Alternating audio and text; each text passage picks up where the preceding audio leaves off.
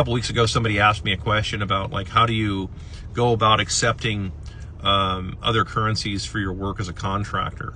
And there isn't really a good way to do it. I mean, it can be done, but the challenge is that a lot of it then has to be then converted back to dollars, because the people who own the means of production, they want dollars. Now, why do they want dollars? Well, because they're owned by bankers who conjure dollars from nothing. They're owned by counterfeiters that conjure the dollars from nothing. So the means of production gets seized by the bankers, right? I mean, that's effectively what it is. You say, like, well, you know, the commie idea is, well, let's have the means of production seized by the state. That's just as bad. It's the same, because the state is also beholden to bankers. It's like, you remember, you have the bankers at the top, and then you have the state, and then you have the big corporations, and then there's everybody below that. So unless you're at the top of the corporations, the top of the government, or the top of banking, you are below that, right? It's why I point this out all the time. It doesn't make it, if you're in the working class, it really doesn't matter who claims to be the ruler of the empire of dirt. Like, you know what I mean? It doesn't matter. It doesn't matter. For the working class, your outcome is the same, because the social mobility is locked up. And we talked about social mobility before. But suffice it to say, you could offer discounts. You can do a lot. I mean, I do stuff like that too, if they're paying in hard currency. But just note, you're going to have to, you'll end up having to sell your hard currency to buy dollars or some other worthless currency in order to buy the stuff from the people who control the means of production and who control the pricing, right? Because you're always going to pay more. You're always going to pay more in interest. You're always going to, just like the trucking companies. Do you really think trucking companies pay 18% for their trucks? They pay like 3% for their trucks, you know, on interest. You pay 18% or 29%. I've heard all kinds of crazy numbers. Like, that's how it is. So it's just, they keep the spread on that.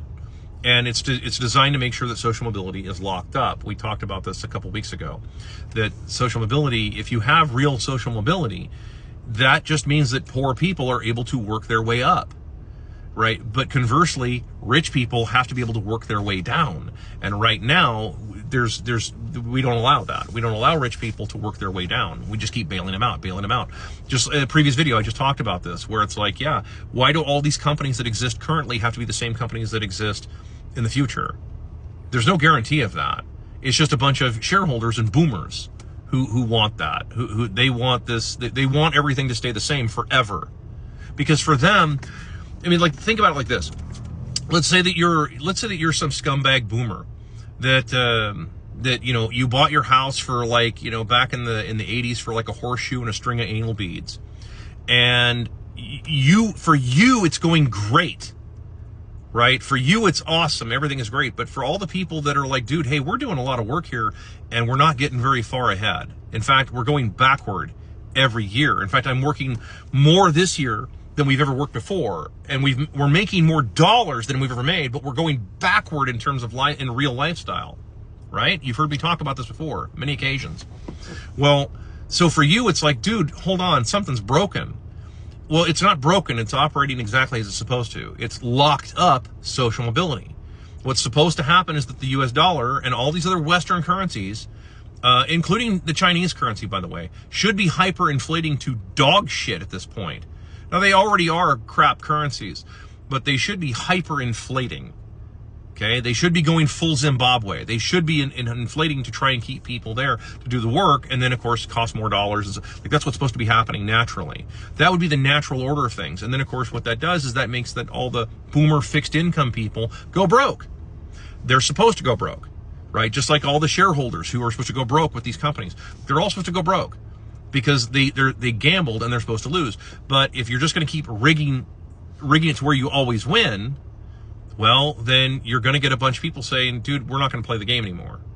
This is your John Galt moment. This is why you have so many people.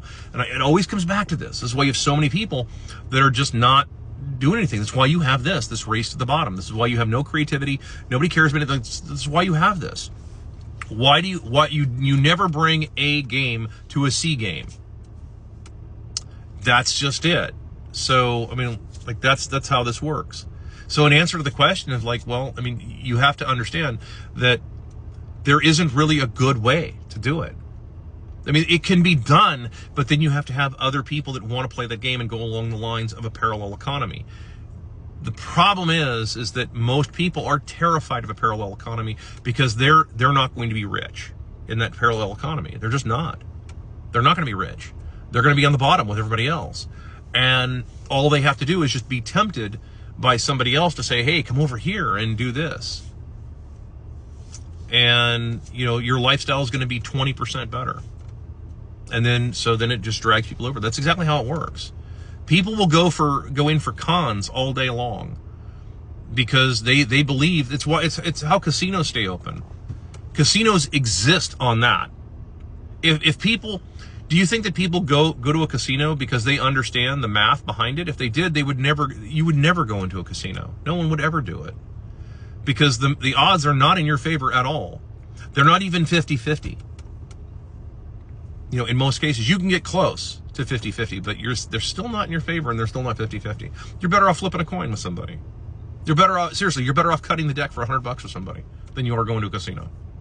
I mean, because then at least you have 50-50. You're better off playing put and take. I don't know if you use, that's an old World War I game. So some of my old timers know that game. I mean, like, you're better off with that than you are with anything else. So, I hope that kind of answers your question, but that's just reality.